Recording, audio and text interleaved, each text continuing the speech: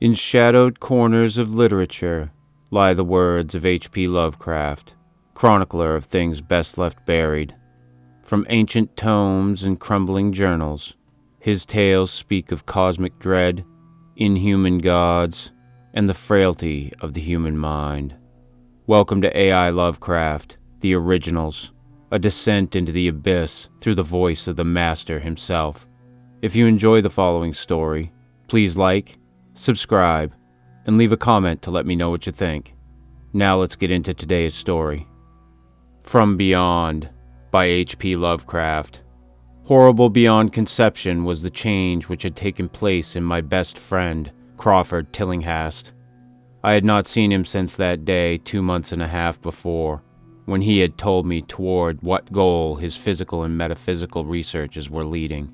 When he had answered my odd and almost frightened remonstrances by driving me from his laboratory and his house in a burst of fanatical rage. I had known that he now remained mostly shut in the attic laboratory with that accursed electrical machine, eating little and excluding even the servants. But I had not thought that a brief period of 10 weeks could so alter and disfigure any human creature. It is not pleasant to see a stout man suddenly grow thin, and it is even worse when the baggy skin becomes yellowed or grayed, the eyes sunken, circled, and uncannily glowing, the forehead veined and corrugated, and the hands tremulous and twitching. And if added to this there be a repellent unkemptness, a wild disorder of dress, a bushiness of dark hair white at the roots, and an unchecked growth of pure white beard on a face once clean shaven, the cumulative effect is quite shocking. But such was the aspect of Crawford Tillinghast on the night his half-coherent message brought me to his door after my weeks of exile. Such the specter that trembled as it admitted me, candle in hand, and glanced furtively over its shoulder as if fearful of unseen things in the ancient, lonely house set back from Benevolent Street. That Crawford Tillinghast should ever have studied science and philosophy was a mistake. These things should be left to the frigid and impersonal investigator, for they offer two equally tragic alternatives to the man of feeling and action: despair if he fail in his quest, and terrors unutterable and unimaginable if he succeed. Tillinghast had once been the prey of failure, solitary and melancholy, but now I knew, with nauseating fears of my own, that he was the prey of success. I had indeed warned him 10 weeks before, when he burst forth with his tale of what he felt himself about to discover. He had been flushed and excited then, taking in a high and unnatural, though always pedantic voice. "What do we know," he had said, "of the world and the universe about us? Our means of receiving impressions are absurdly few, and our notions of surrounding objects infinitely narrow. We can see things only as we are constructed to see them, and can gain no idea of their absolute nature. With 5 feeble senses we pretend to comprehend the boundlessly complex cosmos, yet other beings, with a wider, stronger, or different range of senses, might not only see very differently the things we see, but might see and study whole worlds of matter, energy, and life, which lie close at hand yet can never be detected with the senses we have. I have always believed that such strange, inaccessible worlds exist at our very elbows, and now I believe I have found a way to break down the barriers. I am not joking. Within 24 hours, that machine near the table will generate waves acting on unrecognized sense organs that exist in us as atrophied or rudimentary vestiges. Those waves will open up to us many vistas unknown to man, and several unknown to anything we consider organic life. We shall see that at which dogs howl in the dark, and that at which cats prick up their ears after midnight. We shall see these things, and other things which no breathing creature has yet seen. We shall overleap time, space, and dimensions, and without bodily motion peer to the bottom of creation." When Tillinghast said these things, I remonstrated, for I knew him well enough to be frightened rather than amused. But he was a fanatic, and drove me from the house. Now he was no less a fanatic, but he desired to speak, had conquered his resentment, and he had written me imperatively in a hand I could scarcely recognize.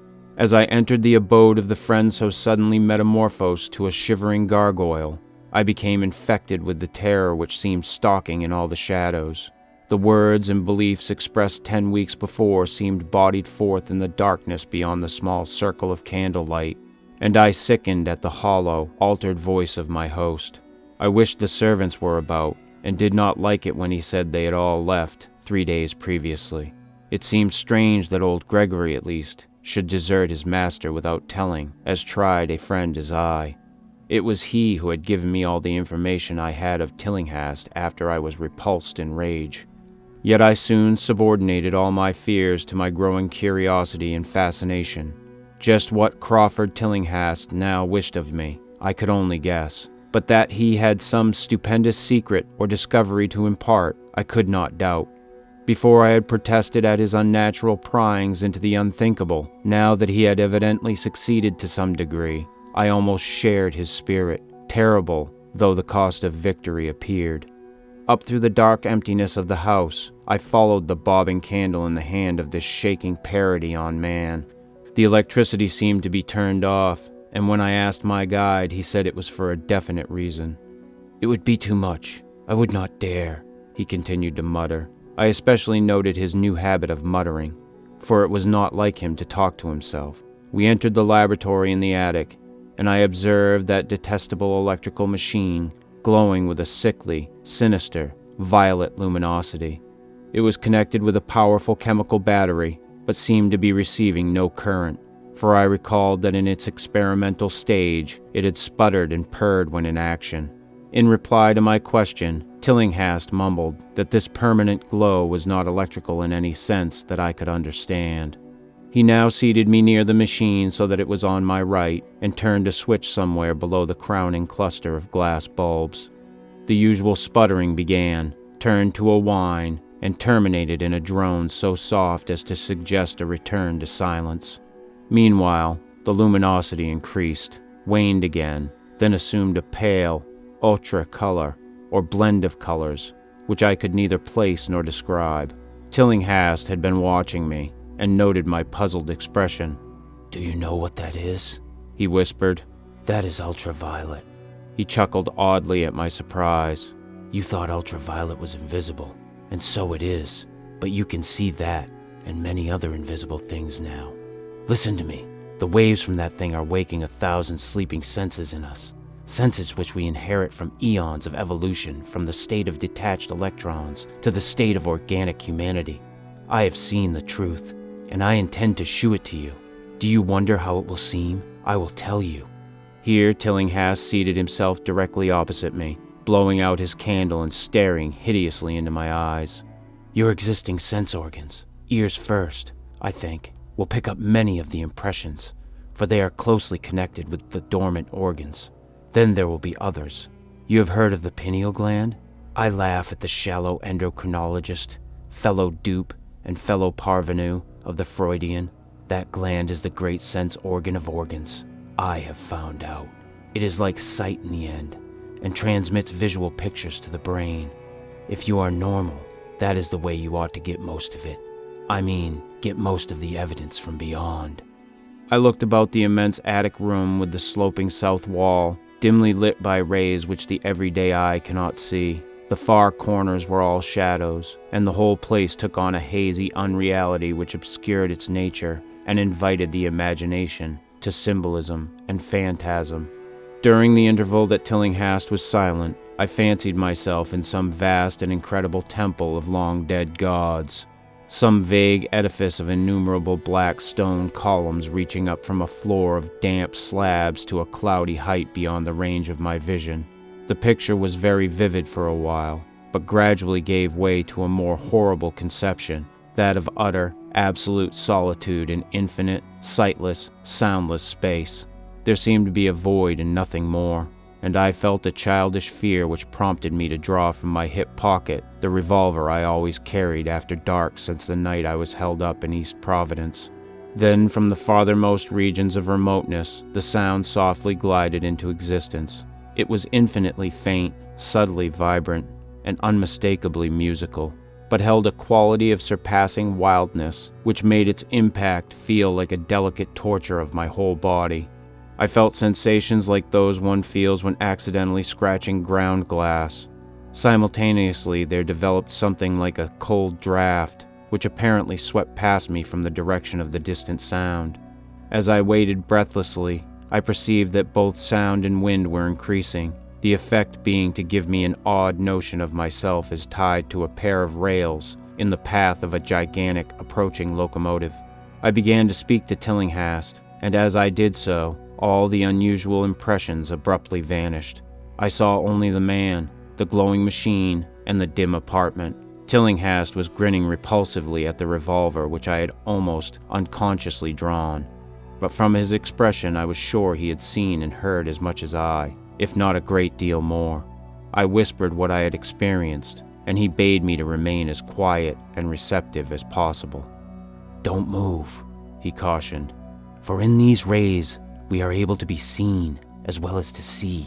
I told you the servants left, but I didn't tell you how. It was the thick-witted housekeeper.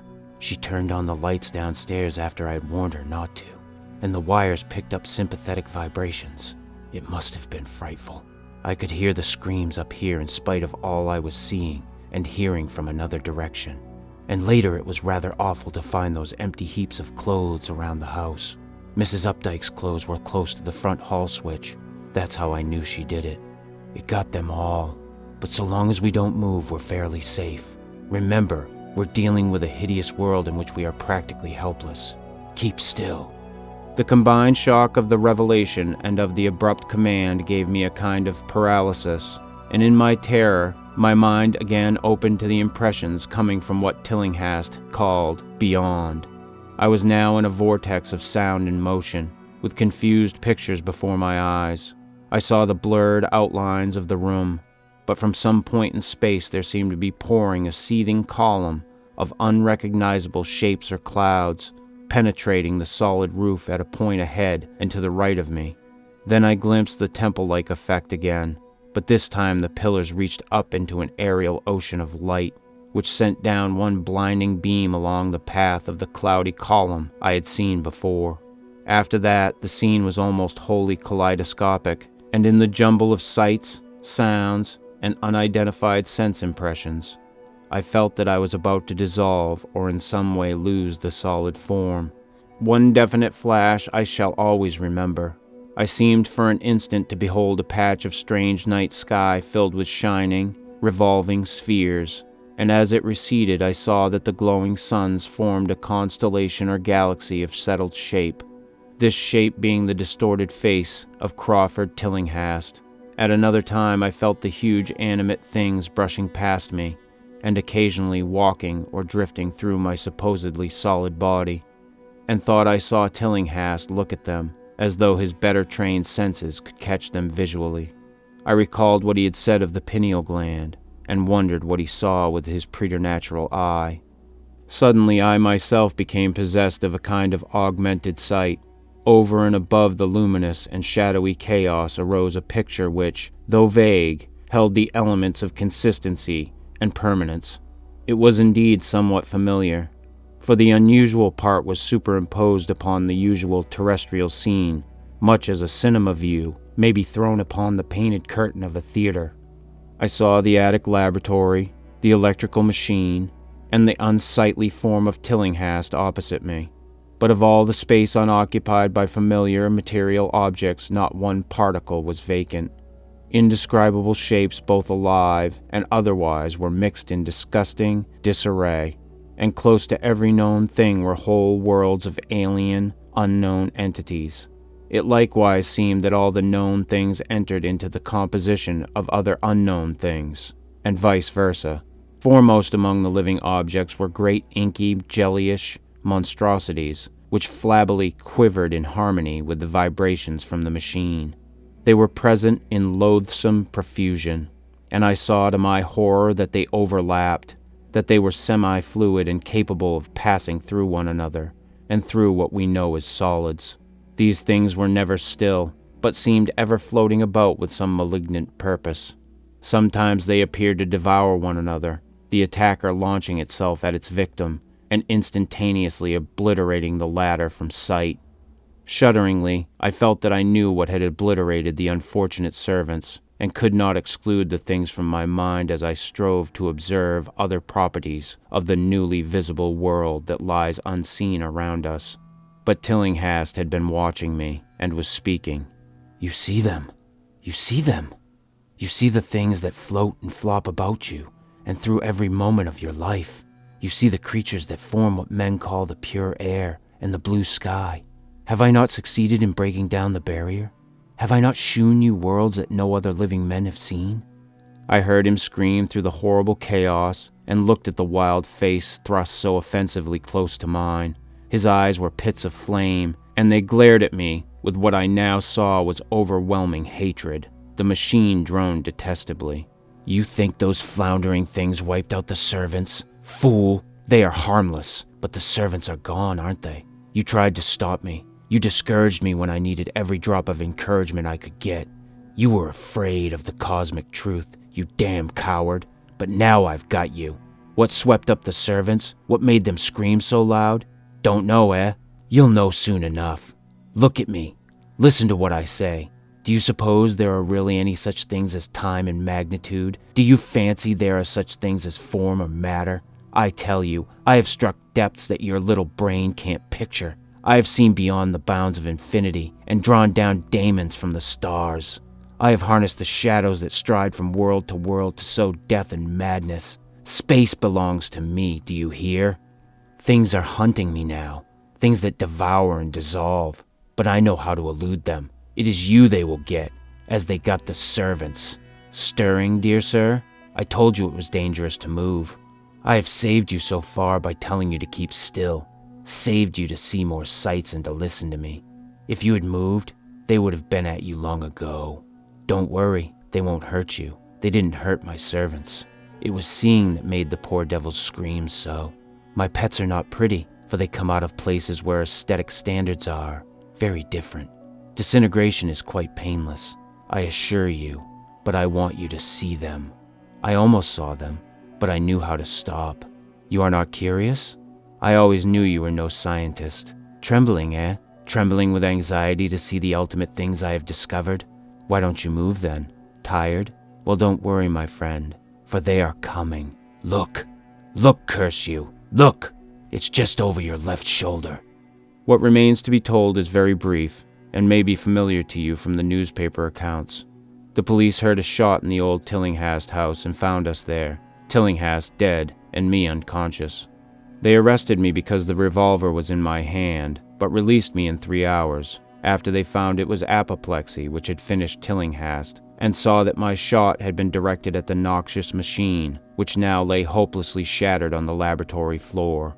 I did not tell very much of what I had seen, for I feared the coroner would be skeptical, but from the evasive outline I did give, the doctor told me that I had undoubtedly been hypnotized by the vindictive and homicidal madman. I wish I could believe that, doctor. It would help my shaky nerves if I could dismiss what I now have to think of the air and the sky about and above me. I never feel alone or comfortable, and a hideous sense of pursuit sometimes comes chillingly on me when I am weary. What prevents me from believing the doctor is this one simple fact, that the police never found the bodies of those servants whom they say Crawford Tillinghast murdered.